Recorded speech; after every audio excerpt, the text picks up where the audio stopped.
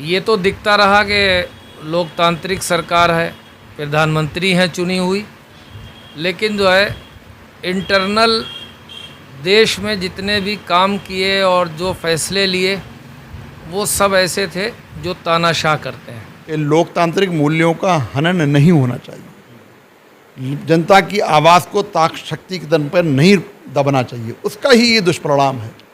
लगातार 2 चुनावों से वहाँ बड़े पैमाने पर विपक्ष मतदान का बहिष्कार कर रहा था, चुनाव में प्रतिभाग नहीं कर रहा था, तो वन साइडेड और एक पार्टी के चुनाव का कोई औचित्य नहीं होता है।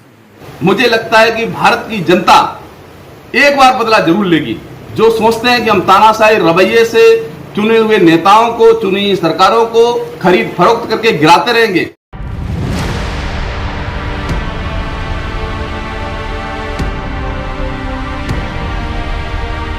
बांग्लादेश में स्वतंत्रता सेनानियों के वंशजों के लिए सरकारी नौकरियों में 30% आरक्षण दिया गया था। इसी आरक्षण के विरोध में बांग्लादेश में प्रदर्शन हुआ। सुप्रीम कोर्ट के 21 जुलाई के फैसले के बाद माना जा रहा था कि विरोध प्रदर्शन खत्म हो जाएंगे, परंतु ऐसा नहीं हुआ। आंदोलन और भी उग्र हो गया। हालात ऐसे बने कि लगातार हो रही मौतों के चलते प्रधानमंत्री शेख हसीना को इस्तीफा देना पड़ा, साथ ही देश छोड़कर भागना पड़ा। इसी के चलते जब हमने जमीयत उलमाए हिंद जिलाध्यक्ष मुफ्ती जफर अहमद काज़मी से वार्ता की, तब उन्होंने बताया वर्तमान हालात हैं अभी जो बांग्लादेश के, जो हालात पैदा हुए, प्रधानमंत्री को भागना पड़ा इस्तीफा देके, आखिर क्या वजह रही, क्या कारण रही कि प्रधानमंत्री को वहाँ से भागना पड़ा? वैसे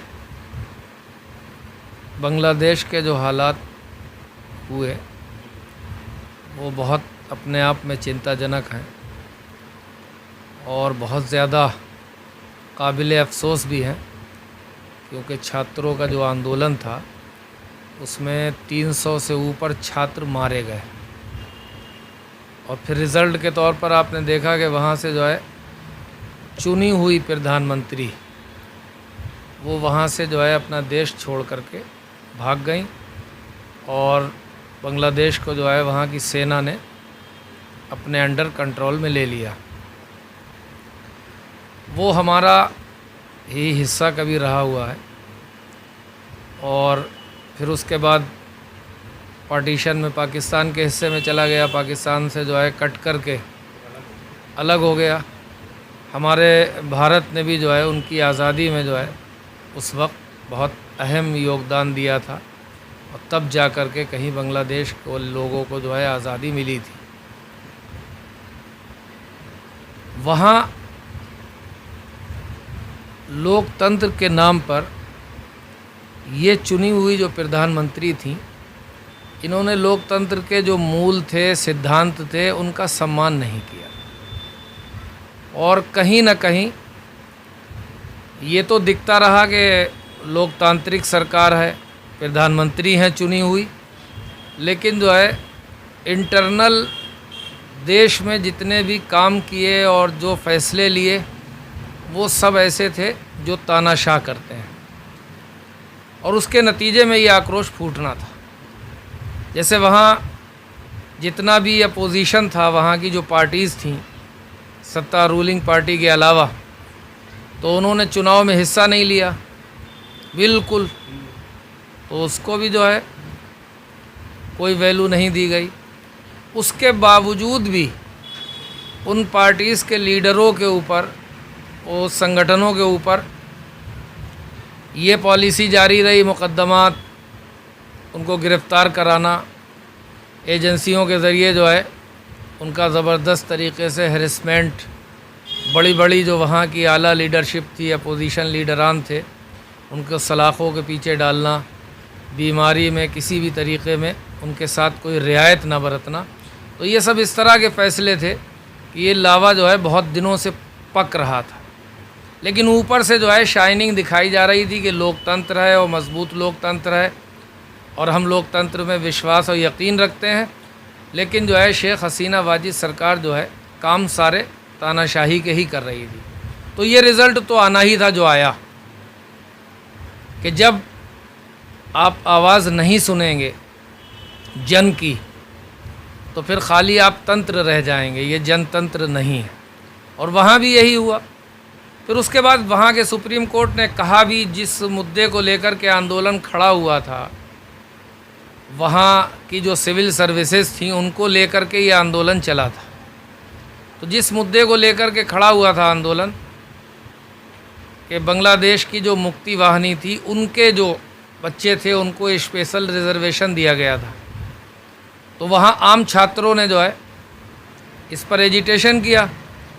सरकार वहाँ उन्हें आतंकवादी और घुसपैठिया और न जाने क्या क्या कहती रही, और उनके ऊपर जो है हेलीकॉप्टरों से जो है मौत बरसाना शुरू कर दी, गलियों में सड़कों में जो है फौज उतार दी। नतीजा हमारे आपके सामने। आपको बता दें कि इस मामले पर फर्रुखाबाद निवासी पूर्व विदेश मंत्री सलमान खुर्शीद का भी बयान आया है। उन्होंने कहा है कि जो वहां हो रहा है वो यहां भी हो सकता है, परंतु हमने बांग्लादेश के हालातों को लेकर जब सपा के पूर्व जिलाध्यक्ष नदीम अहमद फारूकी से वार्ता की तब उन्होंने बताया। अच्छा नदीम भाई, जो बांग्लादेश में जो परिस्थितियां पैदा हुई हैं और बांग्लादेश में जो हालात हुए हैं, उन हालातों को लेके अपने देश को या हमें क्या सीख मिलती है और क्या सीखना चाहिए हमें? हम बांग्लादेश से नहीं सीखेंगे। बांग्लादेश हो या पाकिस्तान हो, उसका उदय ही इन हालातों को लेकर हुआ है। 1971 में बांग्लादेश का जो उदय हुआ, तब की घटनाओं को अगर आप अध्ययन करें तो इसी तरीके की थी। शेख मुजीबुर रहमान साहब का जो उदय हुआ और जो स्थितियाँ बनी, वो लगातार कई वहाँ घटनाएँ घटी हैं। हम उन देश से क्या सब, हमारा देश तो एक बहुत बड़ा देश है। हमारा देश में जब से लोकतंत्र स्थापित हुआ है, सेना का कोई दखलंदाजी नहीं है। सेना हमारे राष्ट्रपति महोदय के अंडर में रहती है। सेना हमारे यहाँ राजनीति नहीं करती है। हमारे यहाँ की व्यवस्था बिल्कुल ही लोकतांत्रिक है। लेकिन बांग्लादेश में जो कुछ हुआ है वो इस बात का प्रमाण है कि लोकतांत्रिक मूल्यों का हनन नहीं होना चाहिए। जनता की आवाज़ को ताकत शक्ति के दम पर नहीं दबाना चाहिए, उसका ही ये दुष्परिणाम है। लगातार 2 चुनावों से वहाँ बड़े पैमाने पर विपक्ष मतदान का बहिष्कार कर रहा था, चुनाव में प्रतिभाग नहीं कर रहा था। तो वन साइडेड और एक पार्टी के चुनाव का कोई औचित्य नहीं होता है। आपने विपक्ष ने पार्टिसिपेट नहीं किया चुनाव में, और आप लगातार प्रधानमंत्री बनी हुई हैं, और कहीं ना कहीं उसमें और आप विरोधाभासी तरीके से काम कर रही हैं। 71 से लेकर 75 तक की जो घटनाएं हैं, उन घटनाओं में आप पुराने लोग फाइलें उठा के लोगों को आप पनिशमेंट कर रही हैं। आप उनको प्रोत्साहित कर रही हैं जो उस मूवमेंट में आपके लोग थे। पूरी तरीके से एक पार्ट को आप सपोर्ट कर रही हैं, दूसरे पार्ट को नहीं कर रही हैं। उसके प्रतिकूल ये हुआ कि वहाँ आंदोलन उग्र हुआ, और जो प्रधानमंत्री जी को त्यागपत्र दे के देश छोड़ना पड़ा, दूसरे देश में जाना पड़ा। तो ये स्थितियाँ जो हैं वो एक लोकतांत्रिक देश के लिए अच्छी नहीं है, अच्छे संकेत नहीं है। और इन कंट्रीज़ में जिनके मैंने नाम लिए हैं, वहाँ प्रॉपर तरीके से लोकतंत्र है भी नहीं। कहने के लिए लोकतंत्र है, कभी सेना का राज हो जाता है, चाहे वो पाकिस्तान हो चाहे वो बांग्लादेश हो, कभी डेमोक्रेसी हो जाती है, फिर वो प्रधानमंत्री अबदस्त किया जाता है। ये घटनाएं होती हैं। हमें कोई सबक नहीं लेना है।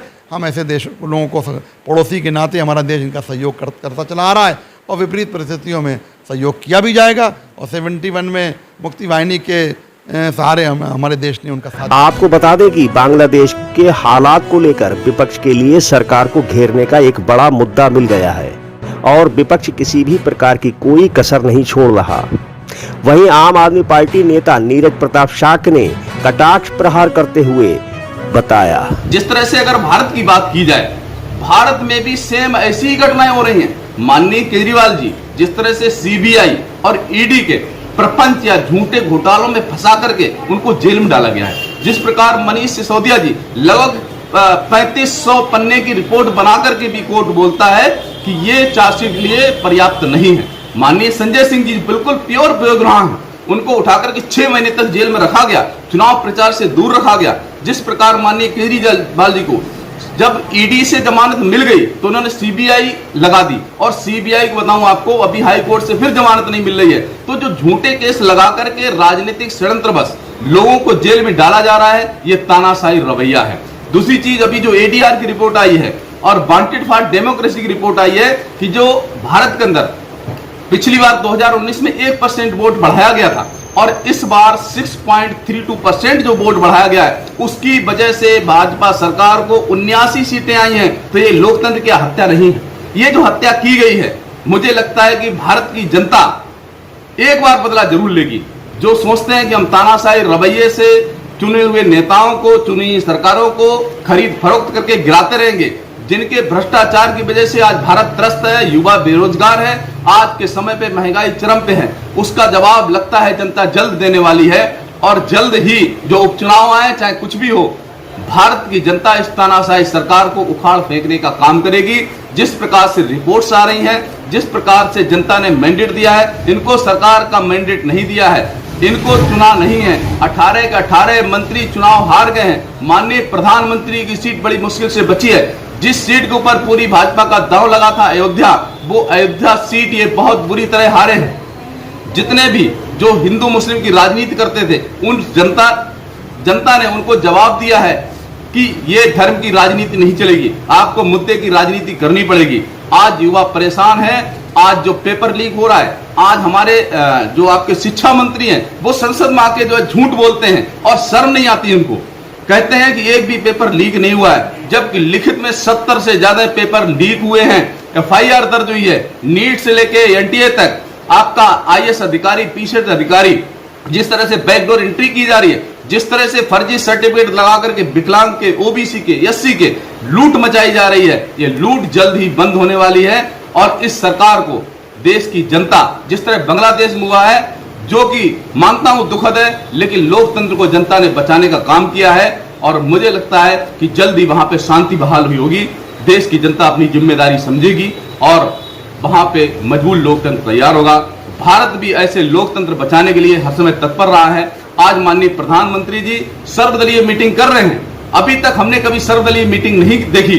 और आपको यह बताया जाए कि जो पार्टी राष्ट्रीय पार्टी है, जिसकी 2 राज्यों में पूर्ण बहुमत की सरकार है, उस आम आदमी पार्टी के 13 सांसद हैं, उनको उस मीटिंग में नहीं बुलाया गया है। लगता है उनको डर लगता है माननीय केजरीवाल जी से, आम आदमी पार्टी के ईमानदार नेताओं से, कि ये देश के अंदर मुद्दा न बन जाए कि भ्रष्टाचारी लोग ईमानदार लोगों को जेल में डाल के तानाशाही रवैया अपना करके सरकार चलाना चाहते हैं।